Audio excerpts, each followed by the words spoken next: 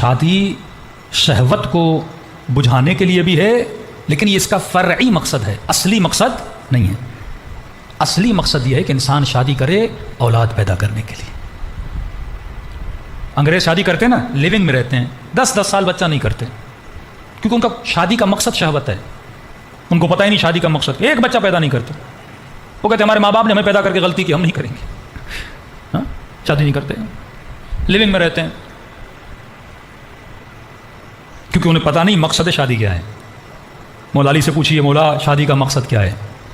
کہ عقیل میرے لیے ایسی خاتون تلاش کر، مجھے میرے حسین کے لیے کربلا میں کسی عباس کی ضرورت ہے۔ ہدف بتایا نا، بچے نیک چاہیے، خاتون نیک ہونی چاہیے۔ قرآن کے واقعاً جو الفاظ ہیں نا، انسان پچھتاتا ہے۔ انسان بعض اوقات یہ ہوتا ہے ہم مجلس میں یہ پڑھتے ہیں بچوں کی شادی کرواؤ، لوگ کرواتے ہیں، زندگیاں تباہ ہو جائیں، مولانا آپ کے کہنے پہ کروائی تھی، آگے سنتے نہیں ہیں۔ یہ تو بالکل ایسے بھوک لگے تو کھانا کھاؤ، یہ بھی تو سوچو کھانا کون سا کھانا ہے۔ یہاں سے اٹھو برگر اور پزا کھانے لگو تو بیماری ہو جاؤ گے۔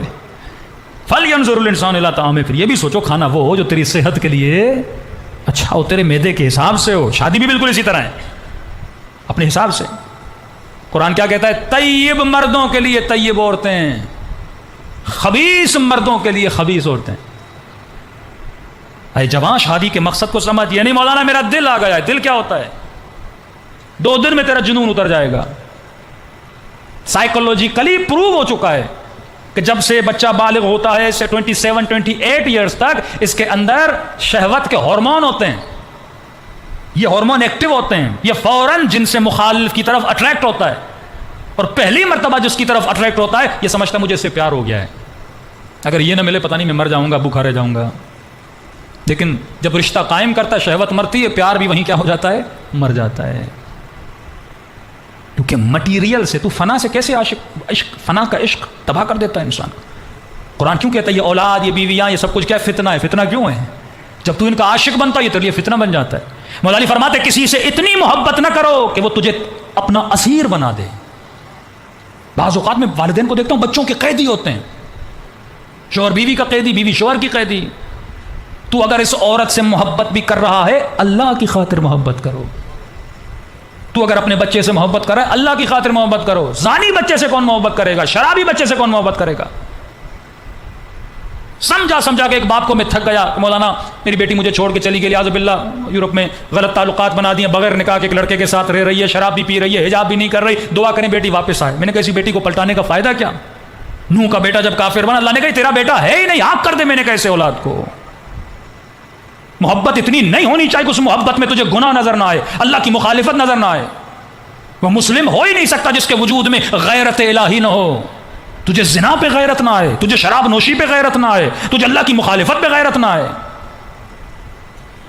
یہ نسبی رشتے ہیں، رشتہ تبھی حلال بنتا ہے جب انکحت اور قبلتو پڑتا ہے، اللہ کی اجازت سے حلال بنتا ہے۔ تو بیوی سے محبت خدا کی خاطر۔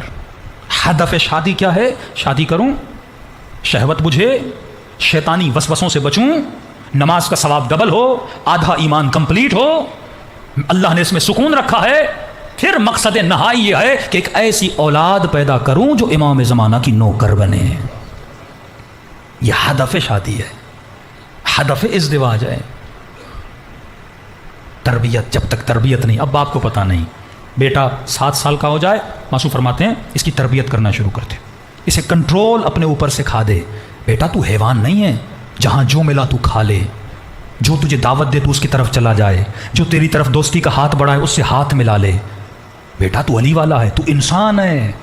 پھر اسے دکھائیے حیوانات کو، اسے شیر دکھائیے کس طرح درندگی کرتا ہے، کس طرح وہ آپس میں لڑتے ہیں۔ تو انسان ہے کیا تو شیر کی طرح بننا چاہتا ہے؟ تو بلی اور گدھے کی طرح بننا چاہتا ہے؟ نہیں، اللہ نے تجھے انسان بنایا۔ انسان وہ ہے جو دیکھ کے کھاتا ہے، اپنا کھا رہا ہوں یا غیر کا کھا رہا ہوں۔ بھینس کو نہیں پتا، وہ مسجد کا چارہ بھی کھائے گی، مندر کا چارہ بھی کھائے گی، جو ملے گا کھا لے گی، اسے کیا پتا زمین میرے مالک کی ہے یا پڑوسی کی ہے، حیوان ہے، اسے پیٹ کی بھوک بجانی ہے۔ اگر تیرا بھی یہی ہے، یتیم کا بھی کھا لیا، بہن کا بھی کھا لیا، بھائی کا بھی کھا لیا، لوگوں کا بھی کھا لیا، قیامت میں بھینس بنا کے اٹھائے جاؤ گے، انسان بنا کے نہیں۔ انسان دیکھ کے کھاتا ہے، میرے مال میں کس کا مال ملا ہوا ہے اسے جدا کرتا ہے۔ کہ 7 سال سے بچے کو ٹریننگ دے، اسے اپنا نیک غلام بنا، مطیع بنا۔ اگر 7 سے 14 تک تو اسے غلامی سکھا لے گا، 15 کے بعد یہ اللہ کی غلامی کرے گا۔ لیکن تو نے غلام بننا اسے نہیں سکھایا. اسے کیا پتا رب کی غلامی کرنی ہے.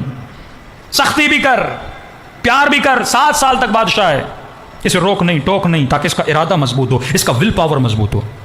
چھوٹے چھوٹے بچوں کو مارنا شروع کر دیں گے نا, یہ بھی نہ کرو وہ بھی نہ کرو, ان کی ول مر جاتی ہے, ان بچوں کی خوشیاں ان کی ختم ہو جاتی ہیں. کہ 7 ایئرس تک یہ بادشاہ ہے, آفٹر 7 ایئرس یہ تیرا غلام ہے. یعنی کہ خود صبح نماز پڑھ رہا ہے, بیٹے کو نہیں اٹھا, نہیں چھوٹا ہے چلو صبح نہیں دوپہر کی نماز پہ کھڑا کر دیا کر, رات کی نماز پہ کھڑ دیا کر. نہیں ابھی میرا بیٹا چھوٹا ہے روزہ نہیں رکھواؤں گا. نہیں, بیٹی 9 سال کی ہو جائے, بولو بیٹی روزہ رکھنا ہے. 7 سال کے بعد اسے ٹریننگ دے, پورا دن روزہ نہیں رکھ سکتا بچہ, آدھا دن اسے روزہ رکھا, اور اسے فیل کرا کہ روزے رکھنے کی لذت کیا ہے. تہران میں ایک بچہ تھا, اس نے سنا کہ واقعاً روزے رکھنے سے روح مضبوط ہوتی ہے. بچہ اپنے ذہن سے سمجھا تو اس نے روزہ رکھا. تقریباً شام کے 4-5 ہوئے, اذان میں کوئی 3 گھنٹے باقی تھے. تو ہمارے استاد کہتے اس نے اپنے بابا کا, بابا مجھ سے برداشت نہیں ہو رہا, بہت پیاس لگی ہے, بہت بھوک لگی. تو اس نے کہا چلو ٹیچر کے پاس چلتے ہیں جس نے تجھے سکھایا تھا, اس سے پوچھتے ہیں. تو ہمارے استاد کہتے ہیں بچہ آیا میرے پاس اور کہنے لگا کہ استاد اب 8 سال کا بچہ مجھ سے برداشت نہیں ہو رہا نا, اب بہت پیاس لگی. اس نے دیکھو بیٹا پانی پینا ہے پی لو, میں تجھے روکتا نہیں, لیکن اگر ابھی پیو گے ساری جو محنت تو نے کی ہے نا ضائع ہو جائے گی. لیکن میں تجھے ایک گارنٹی دیتا ہوں. کہ کون سی؟ کہ اگر تو اذان تک رکے گا نا اللہ تجھے ایک بہترین گفٹ دے گا, تو بہت خوش ہوگا اس کا. پکا؟ اس نے کہا پکا. یہ بچہ 3 گھنٹے اس نے صبر کیا, اس کے بعد اس نے افطاری کی, خوشی خوشی آیا اس کے پاس. کہ کون سی گفٹ ہے؟ کہ یہی خوشی جو تیرے اندر ہے نا افطاری والی. کیونکہ جب تو توڑ دیتا, پھر جب سارے افطاری کرتے تو کہتا ہے کاش میں 3 گھنٹے رک جاتا. جب انسان کا ہدف پورا ہوتا ہے نا, پوری بھوک اور پیاس کو برداشت کر کے جب اذان آتی ہے نا, اب جب لقمہ منہ میں ڈالتا ہے نا تو کہتا ہے کہ گویا میں کامیاب ہو گیا, میں نے ایک بہت بڑے پہاڑ کو کیا کر دیا, پار کر دیا. کیسے اتنی خوشی ملی, کہہ رہے واقعاً میں نے پورا کر دیا, دن کو پورا کر دیا. اپنے باپ کو کہا بابا اگلے دن پھر رکھوں گا. اس کا والد کہتا ہے کہ مولانا میں نے کہا اس نے اتنی بھوک کاٹی میں نے اسے اٹھایا نہیں, کہ بغیر سحری کے اس نے اگلے دن روزہ رکھا. کہ وہ خوشی مجھے بار بار چاہیے. جب انسان ایک چیز کو اچیو کر لیتا ہے نا, خوشی یہ نہیں کہ صرف پیسہ ملے, انٹرنل جو خوشی ہوتی ہے. یہ میں نے جملہ پچھلے سال کہا تھا کہ امام حسین سے کسی نے پوچھا کہ مولا انسان اور حیوان میں فرق کیا؟ لذت حیوانی اور لذت روحانی کو ڈیفائن کس طرح کریں؟ واللہ یہ چیزیں حسین ہی بتا سکتے ہیں, اہل بیت ہی بتا سکتے ہیں, ہم تو نہیں بتا سکتے. پیاری مثال دی امام حسین. امام فرماتے ہیں جو کھانا کھا کر مزہ لے یہ حیوان ہے. وہی میں نے چیز بتائی نا, انسان کی تعریف کیا ہے, کیونکہ کھانا تو کتا بھی کھاتا ہے, گدھا بھی کھاتا ہے, بلی بھی کھاتی ہے, ہر مچھر بھی کھاتا ہے. کہا جو کھانا کھا کر مزہ لے یہ حیوان ہے, یعنی ابھی تک حیوان ہے. کہ مولا یہ لذت, یہ لذت حیوانی. اگر تجھے بریانی کھا کے مزہ آ رہا ہے, نیاز بڑا مزے کا پکا تھا, یہاں تک ابھی تو کیا ہے, حیوان ہے. دودھ کا مزہ لے رہا ہے, شربت کا مزہ لے رہا ہے, کیلے کھا کے آم کھا کے مزے لے رہا ہے, یہاں تک تو کیا ہے, حیوان ہے. بلیاں بھی مزے لیتی ہیں, گھوڑے بھی مزے لیتے ہیں, ہر چیز کو جو ان کو اللہ نے بنایا وہ کھاتے ہیں, ان کو مزہ آتا ہے. کہ اگر کھانا کھا کر مزہ لے تو حیوان ہے. کہ مولا پھر روح کی لذت کیا ہے؟ کہ اگر کھانا کھلا کر مزہ آئے تب سمجھ یہ روح کی لذت ہے. پھر فرماتے ہیں جسم کی لذت کو فنا ہے, ٹیمپریری ہے, روح کی لذت کو بقا ہے. کس طرح؟ پورے مجمع سے میں یہ پوچھوں آپ نے ہفتہ پہلے کیا کھایا تھا دوپہر کو؟ کتنے لوگوں کو یاد ہے؟ ہاں بھول جاتا ہے آدمی. ہاں مزے سے مزیدار کھانا, بڑی سے بڑی ہوٹل پہ کھانا کھاؤ, 10 دن 15 دن بعد پوچھوں وہ کھانا بھول جاتا ہے آدمی, وہ مزہ ہی بھول جاتا ہے کہ میں نے کیا کھایا تھا, مزہ کیا تھا, ایک تصور رہتا ہے ہاں اچھا تھا بس.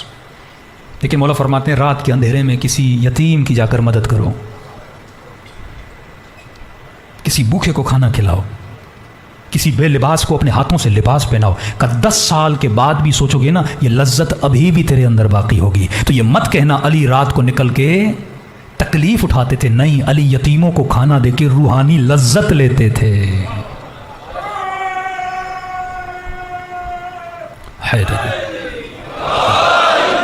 روح کی لذت میں جو سکون ہے اگر تو اسے محسوس کر لے, تبھی فرمایا الا بذکر اللہ تطمئن القلوب, اللہ کے ذکر سے سکون ملتا ہے. یہ قصور اس ممبر کا بھی ہے کہ جب ہمارے اہداف بدل جائیں, پڑھنے والا اس لیے پڑھے تاکہ مجمع خوش ہو جائے, بانی خطیب وہ بلائے جو زیادہ سے زیادہ مجمع جمع کرے. فرمایا اگر عبادت خدا میں بندوں کی رضا شامل ہو گئی یہ شرک ہے. اور فرمایا الریاء هو الشرک کلہ, اور ریا سب سے بڑا شرک ہے اگر تو لوگوں کی رضا کے لیے کچھ بولے۔ معصوم فرماتے ہیں جو نماز نہ پڑھے اللہ نے گنہگار پر عبادت کی لذت کو حرام قرار دیا ہے۔ یہ لذت کسے ملتی ہے؟ زین العابدین کو مل رہی ہے۔ ایک ماتمی کا سب سے بڑا مقام کیا ہے؟ ایک ماتمی کو سب سے بڑی امام حسین کی وصیت و نصیحت کیا ہے؟ مجھے یہ بتائیے، کربلا میں سب سے بڑی عزادار کون ہے؟ بی بی زینب، جس نے علم عزاداری کو بلند کیا۔ سب سے بڑی ماتمی جناب سیدہ زینب ہیں، اور امام حسین نصیحت و وصیت کیا کریں؟ بہن زینب مجھے نماز شب میں یاد رکھنا۔ امام سجاد فرماتے ہیں سفر بڑا مشکل تھا، کربلا سے کوفہ، کوفہ سے شام۔ کہا جس شام خیمے جل رہے تھے اس رات بھی بیویوں کی نماز تہجد قضا نہیں ہوئی، کیونکہ حسین وصیت کر کے گئے کہ پورے سفر سے لے کر شام تک سفر اتنا مشکل تھا کہ بیویاں بچوں کو تلاش کر رہی تھیں، کون سا بچہ زندہ ہے، کون سا گھوڑوں کی ٹاپوں کے نیچے آ چکا ہے۔ اس سفر میں بھی کسی بیوی کی نماز میں، واجب نماز کی بات نہیں کر رہا، نماز تہجد قضا نہیں ہوئی۔ زندان شام ہے، آدھی رات کا وقت ہے، دیکھتے ہیں سیدہ زینب وضو کرتی ہیں، نماز میں پڑھتی ہیں، لیکن امام تعجب میں دیکھتے ہیں پورے سفر میں بی بی زینب نے کھڑے ہو کر نماز پڑھی۔ اب یہ عالم آیا کہ بی بی بیٹھ کے نماز پڑھ رہی ہیں، عالمہ، علی کی بیٹی، دین اس سے زیادہ کوئی نہیں جانتا۔ مدینے کی عورتیں احکام اگر پوچھنے آتی تھیں تو سیدہ زینب سے پوچھنے آتی تھیں۔ تو یہ بھی ایک تربیت اہل بیت ہے کہ صرف مردوں کو احکام دین نہیں، عورتوں کو بھی سکھاؤ۔ عورتیں کیوں مردوں کو فون کریں؟ یہ تربیت تمہاری بیوی کے پاس ہونی چاہیے کہ ہر عورت توضیح المسائل کو یاد کر لے۔ جب بچے کو احکام نہیں بتائے گی بچہ دین شناس کیسے بنے گا؟ 20 سال کا جوان ہے، غسل جنابت کا پتہ نہیں، زنا کی اقسام کا پتہ نہیں، غیبتوں کا پتہ نہیں، کون کون سے گناہ ہم کر رہے ہیں۔ آیت اللہ طباطبائی ایک کے گھر میں گئے کہ مجھے تیرے گھر میں بدبو گناہ آ رہی ہے، کہ چند گھنٹے پہلے یہاں پہ کوئی غیبت کر کے گیا ہے، گناہ کی بو ہوتی ہے، گھروں میں بدبو ہوگی کہ امام زمانہ آئیں گے۔ آدھی رات کو عالمہ بی بی جو فقہی مسائل کو جانتی ہیں بیٹھ کے نماز پڑھ رہی ہیں۔ اسلام کہتا ہے جب تک تکلیف نہ ہو بیٹھ کے نماز نہ پڑھو۔ مولا سجاد پوچھتے ہیں پھوپھی اماں کیا اتنی تکلیف ہے؟ کربلا، کوفہ، راستے کی تکلیفیں، بیٹھ کے نماز نہیں پڑھی؟ کہ سجاد میرے لال زندان میں کھانا بہت کم آتا ہے، ہمارا پیٹ بھرا ہوتا ہے، کسی نے ہمیں پتھر نہیں مارے، کسی نے ہمیں تازیانے نہیں مارے، پھر بھی ہم مصلے پہ نہیں جا پاتے۔ فرمایا میں سارا کھانا بچوں میں تقسیم کرتی ہوں۔ اب زینب کے بدن میں طاقت نہ رہی کہ کھڑی ہو سکے، تبھی فرمایا خدا کو اس زینب کا واسطہ دو، خدا دعا رد نہیں کرتا۔ دلوں کو کربلا لے کر چلیں، دعا مانگیں کہ خدا ہمیں ایسی تربیت دے جیسی علی نے سلمان کو عطا کی تھی، ہم بھی اپنے امام زمانہ کے لیے مالک اشتر بن سکیں۔ اے جوان یہ دنیا فانی ہے، ہر گناہ کا علاج ہے، صحیح علاج کی طرف جا، نگاہ حرام کر کر کے اپنی آنکھوں کو امام زمانہ کی زیارت سے محروم نہ کر۔ کل کچھ عمل بھی بتاؤں گا، اگر ریگولر نوجوان کرے تو 40 ڈیز میں امام زمانہ کی زیارت نصیب ہو سکتی ہے۔ وہ ہم سے دور نہیں ہیں، فرمایا تمہارے گناہوں نے تجھے مجھ سے دور کیا ہے۔ دلوں کو کربلا لے کر چلیں، دل کے سفرے کو کھولیں، دعوت دیں اہل بیت علیہ الصلوۃ والسلام کو، اور جس دل میں حسین بس جائیں پھر وہ بدن کبھی گناہ نہیں کرتا۔